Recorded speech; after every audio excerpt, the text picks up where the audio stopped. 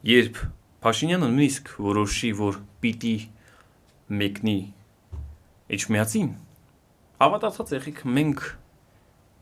չենք նստելու էկրաններից այն կողմ և պոպկորն ուտելով այդ պրոցեսին հետևել։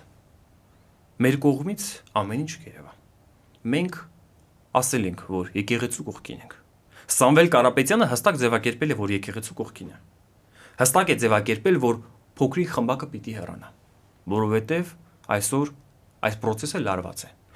Այն, որ իրենց գործողությունները ինչքան որ սրվեն, այնքան մեր պայքարը կարող է ավելի մեծ դառնալ, որովհետև այս պրոցեսը ես նմանեցնում եմ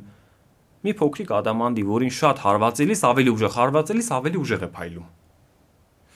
Ես ճիշտ եմ հասկանում, հաղթանակը մեր կողմից լինելու է, որովհետև մենք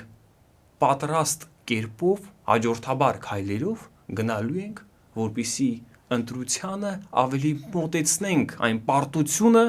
այն պարտության համիզգացումը, որը կարող է այդ օրերին զգալ Նիկոլ Փաշինյանը։